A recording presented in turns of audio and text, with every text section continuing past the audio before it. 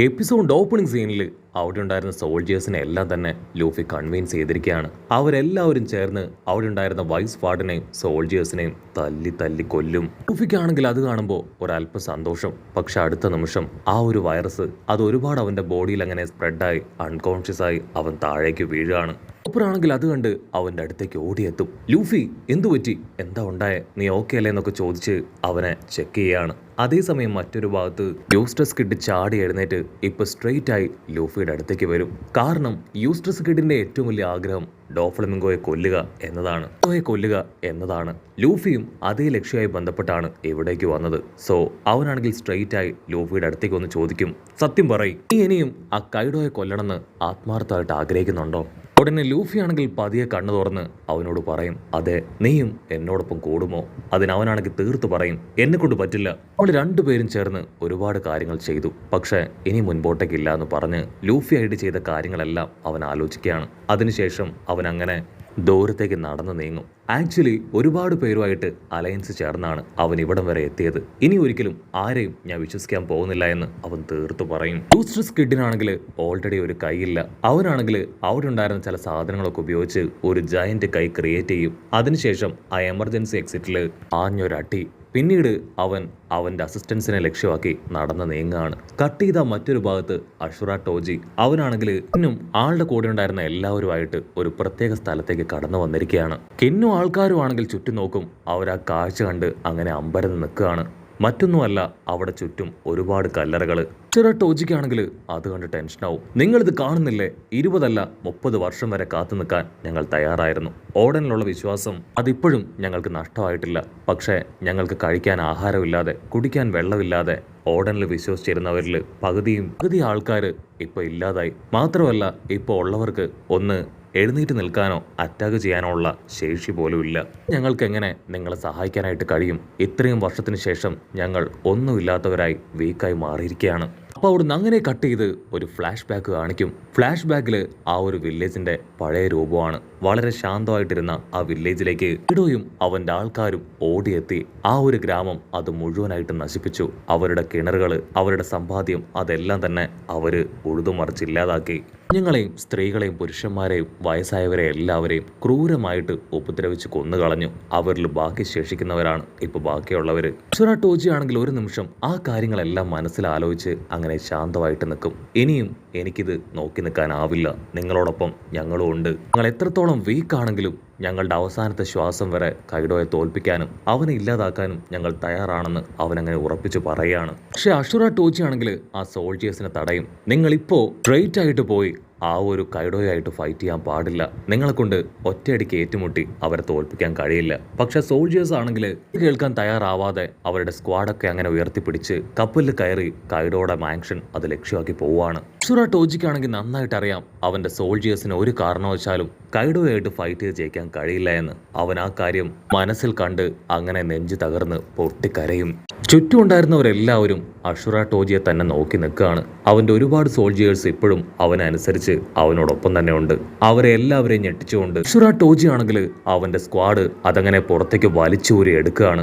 ഇന്നേക്ക് 8ാം ദിവസം ആ ഫയർ ഫെസ്റ്റിവൽ നടക്കുന്ന ആ ദിവസം അന്ന് നമ്മളെല്ലാവരും ചേർന്ന് ആ ഒരു കൈഡോയെയും ഒറോച്ചയെയും ഫൈറ്റ് ചെയ്ത് തോൽപ്പിക്കും. ഈ വാനോ കിങ്ഡം അത് തിരികെ പിടിച്ച് ഓഡിന്റെ മകൻ മൊമന്റോസ്കയുടെ കയ്യിൽ ഏൽപ്പിക്കും. നമുക്കെല്ലാവർക്കും ആ പഴയ സുന്ദരമായിട്ടുള്ള ജീവിതം അത് തിരികെ കിട്ടും. അതിന് എൻ്റെ ഈ ജീവൻ പോലും സാക്രിഫൈസ് ചെയ്യാൻ ഞാൻ തയ്യാറാണെന്ന് പറയും. അത് കേട്ട് ബാക്കിയുള്ളവർക്കും നമ്മുടെ ആൾക്കാർക്കും എല്ലാവർക്കും ഒരുപാട് സന്തോഷം. അവർ സ്ക്വാഡൊക്കെ ഉയർത്തി അതിനെ സപ്പോർട്ട് ചെയ്യും. അഷുറ ടോജി ആണെങ്കിൽ ഇപ്പൊ കിന്നിനെ നോക്കി പറയും, സത്യത്തിൽ നീ ഇപ്പോഴും ഭയങ്കര വീക്കാണ്. ഈ 20 വർഷങ്ങൾക്കുള്ളിൽ ഞാൻ ഒരുപാട് ട്രെയിനിങ് ഒക്കെ എടുത്ത് നല്ല പവർഫുള്ളായി. നീ ഇപ്പോഴും ആ പഴയ കിൻ തന്നെയാണെന്ന് പറഞ്ഞ് അവനങ്ങനെ പൊട്ടിച്ചിരിക്കും. അത് കേട്ട് ബാക്കിയുണ്ടായിരുന്ന ഡോക്കിങ്ങും അവരുടെ കൂടെയുള്ള ആളുകളും നിർത്താതെ അങ്ങനെ പൊട്ടിച്ചിരിക്കുകയാണ്. കിന്നിനാണെങ്കിൽ അത് കേട്ട് കൺട്രോൾ പോകും. അവർ രണ്ടുപേരും ഉടനെ സ്ക്വാഡൊക്കെ എടുത്ത് പരസ്പരം ഫൈറ്റ് ചെയ്യാൻ തയ്യാറാവുകയാണ്. ചുറ്റുമുള്ളവർക്കാണെങ്കിൽ അത് കണ്ട് ഭയങ്കര ഭയം. കാരണം അവർ ഫൈറ്റ് ചെയ്യാൻ തുടങ്ങിയ അവർ ഫൈറ്റ് ചെയ്യാനായിട്ട് ആരംഭിച്ച അത്ര വേഗമൊന്നും അവരവരുടെ ഫൈറ്റ് അത് അവസാനിപ്പിക്കില്ല. പക്ഷേ എല്ലാവരെയും ഞെട്ടിച്ചുകൊണ്ട് അവർ ആ സ്ക്വാഡ് എടുത്ത് വീണ്ടും പൊട്ടിച്ചിരിക്കുകയാണ്. അവിടെ അങ്ങനെ സീൻ കട്ട് ചെയ്ത് ഇപ്പോൾ പ്രിസൺ കാണിക്കും. പ്രിസണിലാണെങ്കിൽ നമ്മുടെ ആൾക്കാരെല്ലാവരും ചേർന്ന് ആ വില്ലന്മാരെ തകർത്തില്ലാതാക്കി. പക്ഷേ എന്താ, ലൂഫിയും കൈഡോയെ പോലെ ഒരു പൈററ്റാണെന്ന് അറിഞ്ഞ് ഇപ്പോൾ അവിടെയുള്ള പ്രിസണേഴ്സ് അവരെല്ലാവരും ലൂഫിക്ക് നേരെ തിരിഞ്ഞിരിക്കുകയാണ്. റൈസോയും ബാക്കിയുള്ളവരും എല്ലാവരും അവരെ കൺവിൻസ് ചെയ്യാനായിട്ട് ശ്രമിക്കും. പ്ലീസ് ദയവ് ചെയ്ത് ഞങ്ങൾ പറയുന്നു ഒന്ന് ശ്രദ്ധിക്ക്. അവര് കൈഡോയെ പോലെയല്ല, കൈഡോയെ പോലെ ായിട്ട് അവരൊന്നും തന്നെ പ്രവർത്തിക്കില്ല. ഞങ്ങളുടെ റിക്വസ്റ്റ് കേട്ട് മാത്രമാണ് അവർ നമ്മളെ സഹായിക്കാനായിട്ട് ഇവിടേക്ക് വന്നത്. ലിസണേഴ്സ് ആണെങ്കിൽ വീണ്ടും വീണ്ടും പറയും, ഒരു കാരണവശാലും ഞങ്ങൾ പൈററ്റ്സുകളെ വിശ്വസിക്കില്ല. നിങ്ങൾക്ക് എത്ര ധൈര്യം ഉണ്ടെങ്കിൽ ഒരു പൈററ്റുമായിട്ട് ഇവിടേക്ക് വരും. പിന്നെ റൈസോ ആണെങ്കിൽ ലൂഫിയുടെ ചരിത്രം അതൊന്നൊന്നായിട്ട് അവർക്ക് പറഞ്ഞു കൊടുക്കുകയാണ്. ഈ ലോകത്ത് ഒരുപാട് പൈററ്റ്സുകളുണ്ട്, പക്ഷെ എല്ലാവരും ഒരുപോലെയല്ല. ലൂഫി അവന്റെ ടീമും ഇത്രയും കാലവും നല്ലവരെ ആരെയും തന്നെ ഉപദ്രവിച്ചിട്ടില്ല.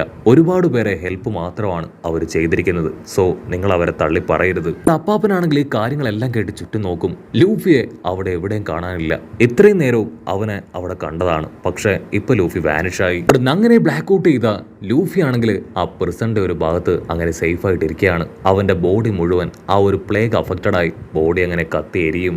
പണിനും മൊമന്റോസ്കിക്കും ലൂഫിയുടെ അവസ്ഥ കണ്ട് ഒരുപാട് വിഷമാവും. അതിന് ചോപ്പർ ആണെങ്കിൽ ദേഷ്യപ്പെട്ട് പറയും, നിങ്ങൾ എന്തിനാ ഇപ്പൊ ഇവിടേക്ക് വന്നേ? ഒരു കാരണവശാലും ലൂഫിയുടെ അടുത്തേക്ക് വരാനോ അവനെ ടച്ച് ചെയ്യാനോ പാടില്ല. അങ്ങനെ ചെയ്താൽ വളരെ വേഗം തന്നെ പ്ലേഗ് നിങ്ങളുടെ ബോഡിയിലും സ്പ്രെഡ് ആവുമെന്ന് പറയും. അവരാണെങ്കിൽ ലൂഫിയെ നോക്കും.